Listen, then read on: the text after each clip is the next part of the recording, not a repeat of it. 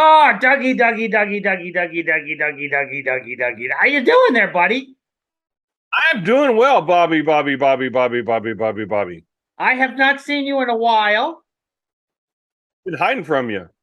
Well, so you were supposed to come on yesterday, and then something happened, and now you're on today. So, you didn't have anything specific you want to talk about, right? Let's make it like Seinfeld. We'll make this show about nothing. Okay. Well, I was gonna say let's talk about ghosting. Have you ever been ghosted, Doug? Yes, I have. Yes, I What have. happened? What happened when you got ghosted? Well, I was left standing with an extra corsage to the prom. That's not good. That's probably the worst kind of ghosting you can have. Yesterday, I was ghosted by Doug for a few, and then I was a little scared for him. I was like, "Is he okay?" So I was, and then I didn't get mad until after I found out you were okay. Once I found out you were okay, then I was like, "Why the hell did he ghost me?" And then you used your grandchildren as an excuse, but that's okay. We're on it today. That's good. I'm not above throwing them under the bus. Good. That's smart. You got to have an excuse. Now, I have one question I need to get cleared up, and you're going to be the guy that has the answer to because this is in your profile. All right. Why the hell doesn't Ted talk? Ted has never done a talk. Yeah, he likes to promote it, and he's got you should be familiar with this syndrome. It's almost like there's somebody's hand up your butt. Ah, yeah. But I guess Ted isn't really a person, right? This whole thing started in like 1984 at a technology education and design thing. Is that what it is? Yeah, something like that. And like everything else in technology, you have to have an acronym to go with it. Gotcha. I want to know why the TEDx's aren't like X-rated. You have to go to That's right. be. And how come there isn't a Tex Y and a Ted Y and a Ted Z and a Ted A? I don't know. I think after a while it just gets too busy. Yeah, that makes sense. So what did you want to talk about? So yeah, I know we haven't talked in a while. So what did you want to talk? You wanted to chat about the improv stuff that you're doing with my assistant? Yeah, well, your assistant, he takes a lot of credit for the work that I created for him, and, Oh and I'm yeah. not Oh, getting. he did that. This is the I blame Doug thing, right? Yeah. Yeah, I Yeah, heard about that. I heard about he did it as a joke. He created the I blame Doug product as a joke, and then people bought it. yeah. And So then you I'm not seeing a dime. I'm not seeing a dime of this. you didn't get any money. That's right. And then did you know what he did right after that? Yeah, he changed the name. He changed the name of the product. That's right. Because you asked for the money. See, this is important. You worked for a big company once, right? Yeah, yes, I You did. gotta remember, Roger used to work for Disney. He knows how big companies work. When people ask for money, the name of the product changes. Yes, that would explain a lot. Yes. But what percentage of sales would you feel comfortable with? I'll see if I can negotiate a deal for you. I'm pretty reasonable person. I would take half of 1% since I know he's making so much money, and I just I'm okay. Half of 1%. I will talk to him about that, All and right. we'll see what happens. So, You'll probably have the same luck I have. You can't control Roger. yeah, I have trouble. He pays me in honey, and there's allegedly a bank account set up in my name. So, what what are the improv classes fun? Are they good?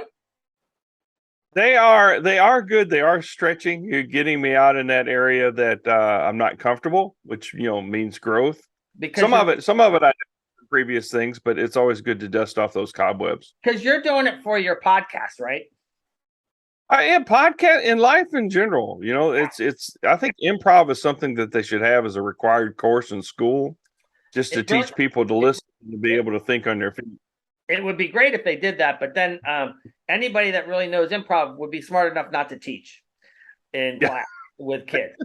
They'd be like, no, no, I yeah. can make more Never work money with doing kids. this in the corporate world. Why would I do this? Yes. I never work with kids or animals, especially stuffed ones. Speaking of that, there's a big shortage of teachers in the world these days. Did you know that? There is. That's a big thing coming up here. They're talking about like 4-day work weeks and stuff. And man, it's tough in that classroom. I have just It, spending time with my grandkids. I can't imagine doing 30 of them. Well, you work with you work with the education field a little bit, don't you? Yeah, I do. I do work in the education field with that. Yeah, it's a job that I don't think they get enough credit for what they do.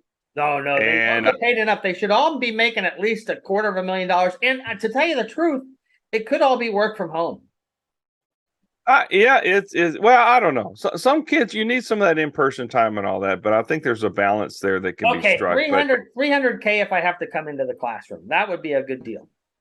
man, I tell you, you're one tough negotiator Yeah, to well, do that. I learned from my friend.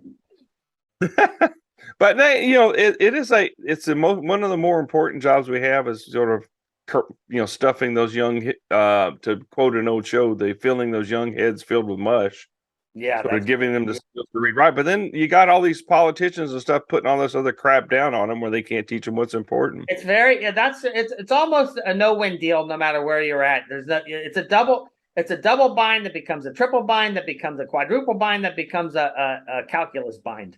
And nobody can teach calculus anymore. So yeah. Don't make me do that.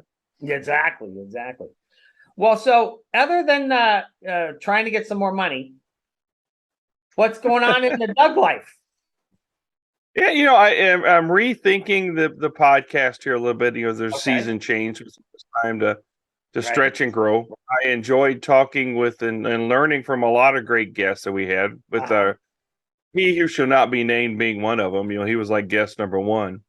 But there's a lot of growth that's happened. Now it's going to take on a little bit more of getting back to me doing some explaining complicated shit with the story. So it'll be like you doing regular TED Talks then. Sort of, yeah. Except I don't have to stand in a circle, and I go longer than 8 or 9 minutes if I want. Well, that's good. So when do you think that's gonna? When should we look for that? Well, it needs to be cooler here in Texas, so probably October, because right now it's still like 1,000 degrees outside, well, and it's hot there, yeah. Yes, sir, it is.